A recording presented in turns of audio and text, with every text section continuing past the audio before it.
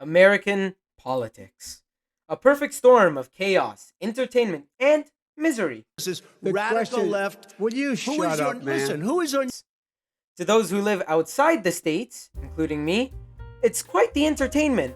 To those inside the country, however, it's a terrifying nightmare. But all politics begins with the voting process. The United States is the second largest democracy in the world. However, how do they actually vote for their leader? If the 2016 and 2020 presidential elections taught us anything, it's that the president doesn't need the majority of the votes. So, how can the supposed greatest democracy in history be so undemocratic? Hey everyone, and welcome back to another Bajillion video. I'm your host, Marco Ayub, and for those new to the channel, it's the place where I talk about a bajillion things, from science to politics to gaming. Before we begin, make sure to gently nudge the subscribe button and to give the videos a thumbs up, because it really helps out the channel. Thanks for all your support. Now, let's get back to the video. Democracy comes in many different forms. Needless to say, different countries don't usually use the same voting systems because of historical and political reasons. But political scientists can generally classify all democracies as one of four styles or systems: plurality, majoritarian, proportional, or some combination of the three called a mixed system. The USA uses the plurality voting system, just like many other former British Empire colonies, like Canada, India, and the United Kingdom itself. However, just like in many other aspects of life, the USA likes to be different to the rest of the world, even if it makes no sense to be. You see, America uses something called the Electoral College, which is a very strange interpretation of traditional plurality voting. Most plurality voting systems operate like this.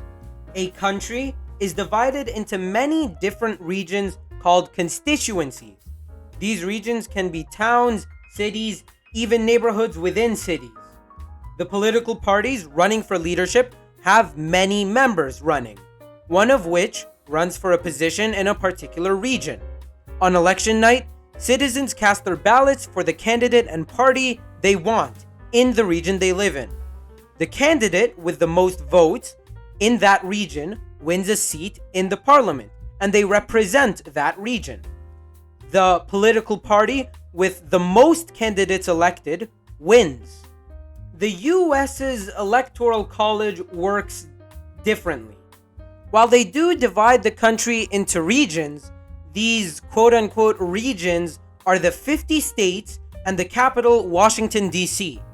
Elections are held in these 50 states, with the presidential nominee getting the most votes in that state winning a certain number of points, called electoral votes.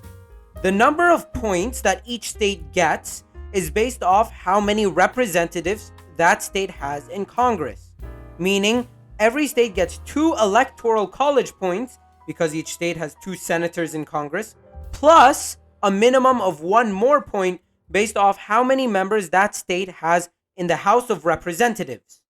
The number of representatives a state has is loosely based on their population. The larger the state population, the more representatives a state has. For example, California has 53 representatives, while Alaska only has 1 representative. However, all states have 2 senators, regardless of population. From here, it gets complicated. When I said that the candidate that wins the vote in a state automatically gets that state's points, that isn't entirely true. Instead, what happens is that each party sends a list of people, called electors, that vote for the president. The number of points each state gets on election night is the number of electors on that list. For example, if the blue party candidate wins in that state, then the blue party's list of electors is chosen. If the red party candidate wins, then the red party's list is chosen. Generally speaking, the electors chosen by the political parties are usually former politicians like mayors or other retired party officials. Each political party obviously selects people who they think will vote for their party. After the election results have been certified, all the electors meet up in the capital to officially vote for the president. This means that in the US, you don't vote for your president. You vote for electors who vote for your president. However, these electors are sometimes allowed to vote for whoever they want. Even if your state voted for the red party candidate and the red electors are chosen, there is no federal American law that says that the elector can't switch sides and vote for the blue party against the wish of the state they're representing. Quite undemocratic.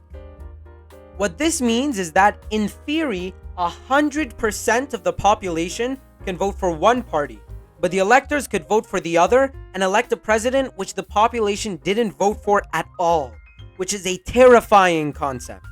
But there's no need to panic.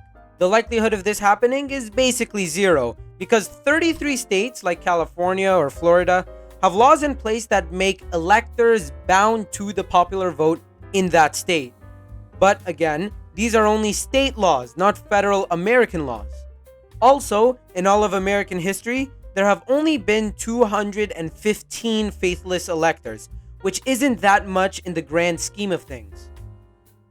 So why didn't America use a more traditional voting practice?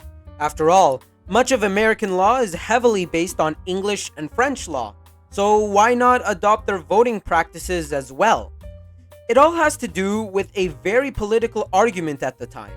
Who actually gets to vote, and what should a democracy look like? You see, the new United States had an issue. There was no democracy when the country was born, at least among the major powers. So, there was no exact model to base their elections off of. This was completely uncharted territory for the Americans. Two main ideas of how the United States should choose their president emerged: having Congress do it or the general population. On the Congress side, they argued that since Congress is elected and since they pass laws, it is Congress which should naturally choose the president. However, this idea was quickly rejected because the founding fathers were afraid of corruption and backdoor deals which may skew the presidency. On the other side were people who wanted a straight democracy. The person with the most votes wins. However, this was also heavily countered by southern states, who had a much smaller population, and so they were afraid of the northern states constantly oppressing them. On a side note, this issue was not resolved until the Civil War ended. Also, the founding fathers were a little bit afraid of democracy. They were concerned that the average 19th century person was not able to properly elect a president, as news back then did not circulate as quickly as it does today. They were afraid of, quote-unquote, the tyranny of the majority, where the slight majority oppresses this slight minority. And, funnily enough, they were afraid that a president may come that simply appeals to many voters with unrealistic promises, instead of being a qualified candidate with good ideas. Unfortunately, we have seen many of these types of presidents in recent history. The solution to the problem? The Electoral College, where the electors, who are politicians and who have more resources than the average person, vote on behalf of their state.